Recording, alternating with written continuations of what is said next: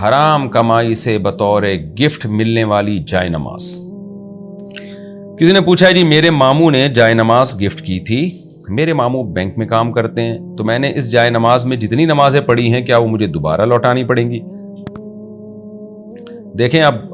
اگر سودی بینک میں کام کرتے ہیں اور ان کا کام بھی سودی لین دین کے معاہدے لکھنا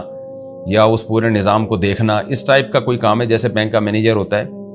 تو کسی نہ کسی درجے میں سود میں انوالو ہوتے ہیں ملازمین، تو بعض شعبے بینک میں ایسے ہیں جس میں سود میں ذرا بھی انوالومنٹ نہیں ہوتی، جیسے چوکیدار ہے وہ تو صرف پیسوں کی حفاظت کے لیے بیٹھا ہوا ہے۔ تو اگر واقعی آپ کے ماموں کی آمدن حرام ہے، سودی بینک میں کوئی ایسا کام لگا ہے جس سود میں کسی بھی طرح سے وہ ملوث ہیں، تو ایسی صورت میں ان کی آمدن حرام ہے۔ انہوں نے اپنی حرام آمدن سے اگر آپ کو جائے نماز خرید کے دی تو آپ کے لیے اس میں نماز پڑھنا بھی جائز نہیں تھا۔ تو اب آپ نے اس میں جب نماز پڑھ لی ہے تو اس کا استعمال ناجائز تھا، استعمال کر لیا آپ نے۔ اگر آپ کو مسئلے کا علم نہیں تھا، پتہ نہیں تھا آپ کو، تو پھر تو آپ کی نماز ہو گئی، اور جو نمازیں آپ نے پڑھی ہیں وقت کے اندر اندر ان کو لوٹا لینا لازم تھا، اگر آپ کو پتہ چل گیا کہ یہ حرام آمدن سے لی گئی ہے۔ لیکن اب آپ ایسا کریں کہ اس تکلف میں پڑھنے کی ضرورت نہیں ہے، جو ہو گیا اس پہ اللہ تعالیٰ سے توبہ استغفار کریں،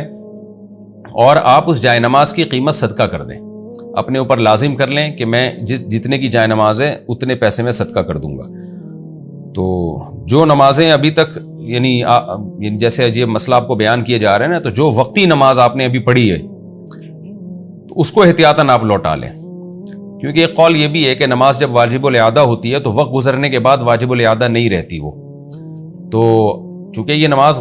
حرام جائے نماز پہ پڑھی ہے تو واجب الاعادہ ہے، تو جس نماز کا ٹائم ابھی باقی ہے اور آپ نے وہ پڑھ لیا تو اس کو تو لوٹا لیں۔ جو ماضی کی نمازیں ہیں